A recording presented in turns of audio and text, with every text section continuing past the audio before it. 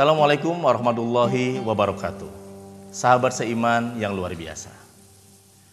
Al-Quran sering menyadarkan kita dengan kalimat-kalimat sindiran.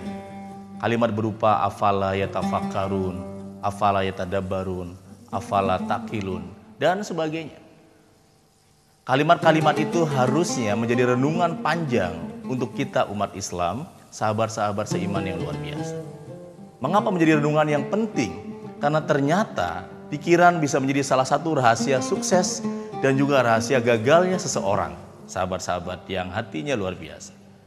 Sahabat seiman yang sangat saya banggakan, pikiran kita ternyata ada sekitar 100 miliar saraf yang terekam dalam otak kita. Dan begitulah Allah memberikan salah satu alat yang sangat super canggih, yaitu otak kita. Sayangnya sejak kita lahir, kita hampir jarang belajar bagaimana cara kerja pikiran kita. Kita cek masing-masing pada saat kita SD, yang kita ajarkan bagaimana cara menghitung. Kita sekolah naik lagi SMP, kita belajar bagaimana menghitung lagi. Kita SMA belajar bagaimana cara menghitung kembali. Bahkan kita kuliah sarjana S1 dan S2, kita juga belajar bagaimana cara menghitung. Padahal salah satu kekuatan otak kita bukan hanya menghitung, namun bagaimana cara kerja itu yang luar biasa. Sahabat seiman yang luar biasa, dalam buku yang saya tulis ada sebuah rumus yang dalam Seven Awareness saya tulis adalah di mana pikiran tertuju, di situ energi akan mengalir. Maka berhati-hatilah buat kita yang selalu mengeluh, karena ternyata energi keluhan tersebut datang terus kepada kita dan datang dari berbagai penjuru kepada kita. Dan beruntunglah orang-orang yang selalu bersyukur, bahkan dalam keadaan tersulit dalam hidupnya. Karena pada saat dia bersyukur, maka energi itu memantul kepada kita. Karena rumusnya tadi, di mana pikiran tertuju, disitulah energi akan mengalir, para sahabat-sahabat seiman yang luar biasa. Pernahkah kita datang ke sebuah tebing, kemudian kita teriak mengatakan, saya lelah. Maka yang mantul adalah kata-kata lelah, lelah, lelah, dan lelah. Pernahkah kita datang ke tebing teriak saya capek, maka yang mantul adalah capek, capek, capek, dan capek. Pernahkah kita datang ke tebing mengatakan saya sehat, saya semangat, saya sukses, maka yang mantul adalah semangat, semangat, sukses, dan serupa. Kehidupan juga serupa. Ketika orang yang paling pintar meninggal abad 20 namanya Einstein, katanya hanya 5% menggunakan kekuatan otak dan pikirannya. Sisanya adalah masih misteri. Namun Allah dalam hadis kursinya pernah berfirman bahwa aku tergantung persepsi dari hamba-hambaku. Apa makna dari sebuah firman Allah dalam hadis kursi ini? Bahwa kita boleh berprasangka buruk kepada Allah, kita boleh berprasangka baik kepada Allah, namun sebaik-baiknya manusia adalah bagaimana punya prasangka baik kepada Allah, kepada orang lain, dan kepada dirinya.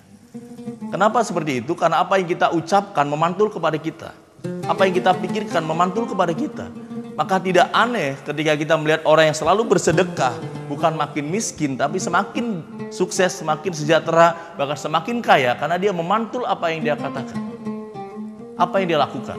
Maka tidak aneh ketika kita lihat beberapa ulama, kiai, ustadz, orang-orang bijak, orang-orang soleh, ketika dia selalu mengatakan setiap hari kata-kata yang baik, kata-kata yang sopan, kata-kata yang mulia, maka akan memantul kepada dirinya.